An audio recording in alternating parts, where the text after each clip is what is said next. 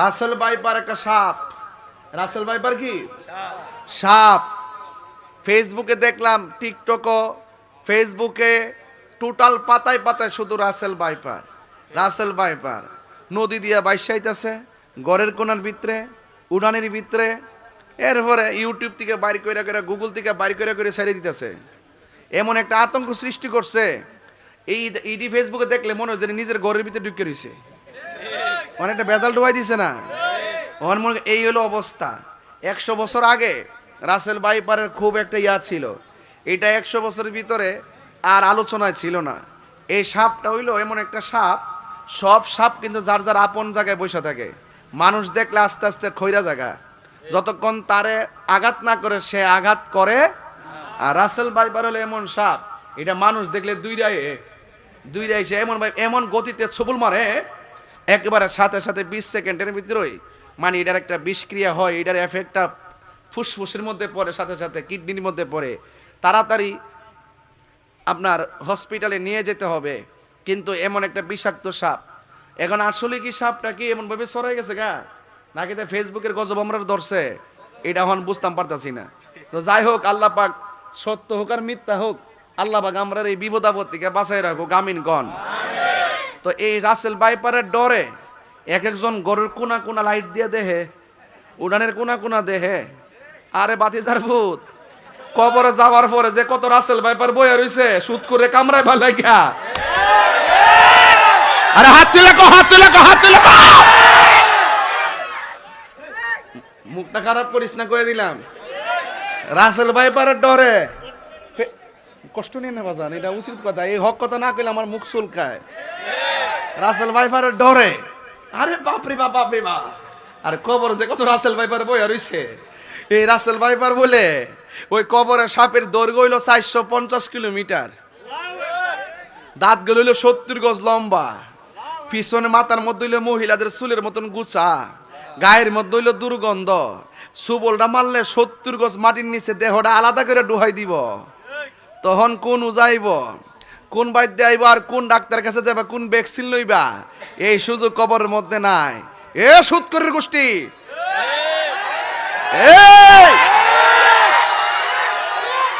কবরের কথা চিন্তা করো। আমার জীবন যদি সাপের কামড়ে যাওয়া লেখা থাকে, আমি বাঁচতাম পারতাম না, আমি বাঁচতাম পারতাম। ক্যামেরা আছে, একটু পিছিয়ে যাও, একটু দেখে যাও না। আরে আস্তে থাক,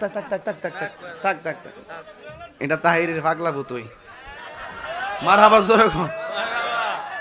তখন কবর সাপ আসিনিও, বাইদ্যাকে ধরতার বনি, উজা ধরতার বনি, সুবুল দিলে ভ্যাকসিন দিতার বনি, কোনো কাম হইতো না বাবা, কোনো কাম হইতো না বাবা রে। এক রাসেল ভাইপারের ডরে ফেসবুকে ডোহন জানা বাবা।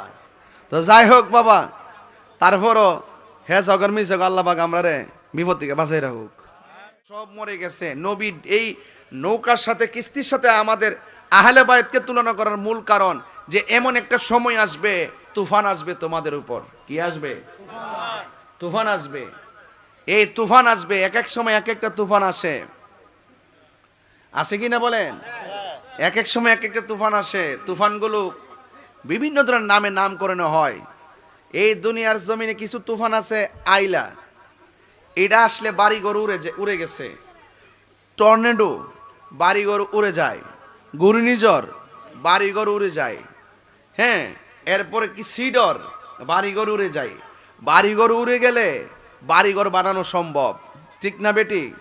কিন্তু আমার নবী যে আহলে বায়তকে বলছে নূহ নবীর কিস্তির মতন, এটার বাস্তব উদাহরণ হইল এমন একটা সময় আসবে, নদীর পানির ঢেউয়ের কথা রাসূল বলছে না, যে তোমাদের উপরে এমন তুফান আসবে, যেই তুফানের দ্বারা বাড়িঘর ধ্বংস হবে না, যেই তুফানের দ্বারা ঈমান ধ্বংস হয়ে যাবে। এই তুফানের দ্বারা কি ধ্বংস হয়ে যাবে? ঈমান ধ্বংস হয়ে যাবে।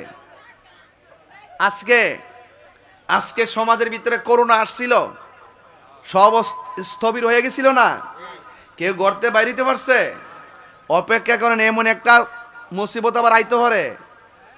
করোনা যেমনি নিয়ে গড়ে ডুহাইছে, আবার দেখবা গড়ে গেলে ধরব, কইব সব বাইরে থাক। আইতাছে কইলাম এক রাসেল ভাইপার না কি নাম? রাসেল বাম্পার ভাইপার না, তুই দিকস বাম্পার। আরে ফোলা রাসেল ভাইপার কোন লাগে, সতর্ক করো লাগে তো বাজে কি কোন? রাসেল ভাইপার একটা সাপ।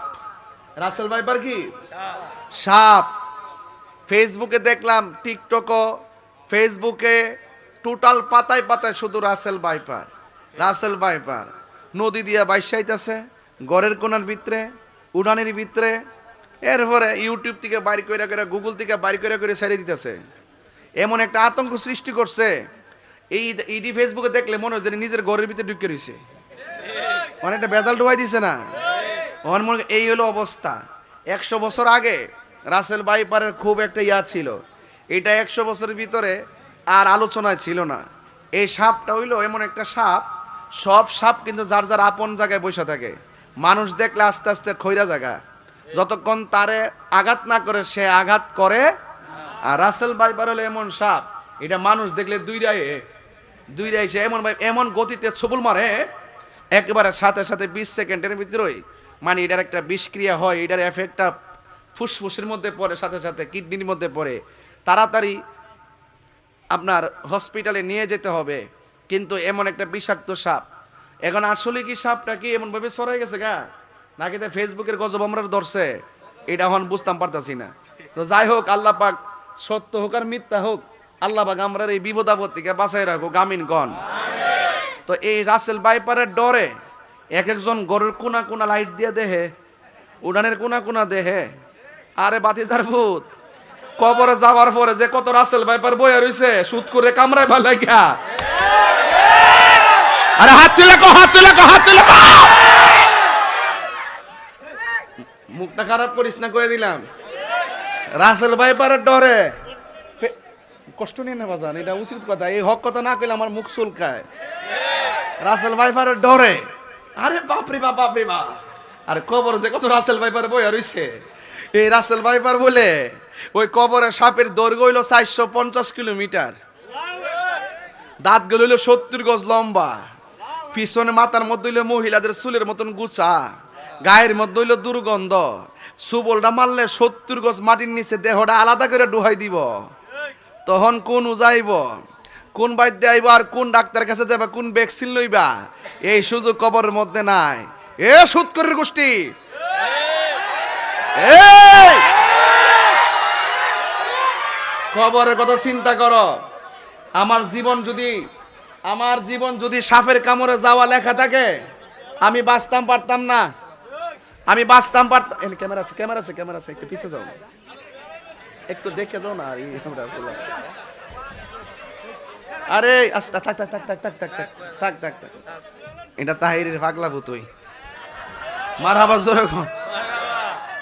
তখন কবরে সাপ আসেনিও, বাইদ্যাকে ধরতার বনি, উজা ধরতার বনি, সুবুল দিলে ভ্যাকসিন দিতার বনি, কোনো কাম হইতো না বাবা, কোনো কাম হইতো না বাবা রে। এক রাসেল ভাইপারের ডরে ফেসবুকে ডোহন জানা বাবা। তো যাই হোক বাবা, তারপরও হে জগর মিশক আল্লাহ পাক আমরা রে বিপদ থেকে বাঁচাই রাখুক, আমিন কোন। আর সিলেটের মানুষের অবস্থা বেশি ভালো না, আপনারা সবাই দোয়া করবেন, বানবাসী মানুষরা খুব কষ্টে আছে। তা আমি একটু কথা বলতেছি এই জন্য যে আমি এই যতগুলা কথা বলছি, এটা যে আমি সুর দিয়া কইতাম 1 ঘন্টা লাগলে, আমি তো দৈনিক আই নাই হেন, এর লেগে অনেক কথা কইতাছি, আগে মুখ দিয়া কই লিতেছি, কোয়ার কারণে একটা মেসেজ পাইতেছেন, ঠিক না? আমি সময়রে ফাঁকি দিতেছি না। তো ভাইয়ের আমার, তো রসুল বলছেন আমার আহলে বায়াত হলো কেউ সুদ করে কইছি দেখে খারাপ লাগছে নাকি আপনারা? এটা আমি বাংলা ওয়াশ করুম ওয়াজের শেষ দিক দিয়া, এরপরে জিডি আছে গান জুটি আমার সব ঘুরে লেতাম না কেমন করেছে। আস্তে আস্তে আস্তে আস্তে, ইতা অতলা ফটফট করেন না। ইতা আমরা এলাকা হয়েছে একটা রাস্তা হয়েছে, মনটা কখন ইয়ান একটা বাড়ি করে লেতাম মন চাইতেছে। যাই হোক, আল্লাহু আকবার জোরে গান। যাক ভাইরা আমার, কষ্ট নিয়েন না, মাঝে মাঝে একটু লারা দন লাগে। আল্লাহ যে মাঝে মাঝে তুফান দে কিরে দে আমরা পরীক্ষা করবার লাগে, বান্দা যখন দুনিয়ার জমিনে যাকাত দেওয়া বন্ধ করে দেয়, আল্লাহ তখন আসমান থেকে বৃষ্টি নাজিল বন্ধ করে দেয়। বান্দা যখন দুনিয়াতে অশ্লীল কাজ ওপেন হয়ে যায়, আল্লাহ পাক তখন সমাজের ভিতরে মহামারী দেখা দেয়। কথা কন ঠিক না বেটি? তাইলে আমরা অশ্লীল কাজও করতাম না, যাকাত দেওয়া বন্ধ করতাম না। কথা কন ঠিক না বেটি?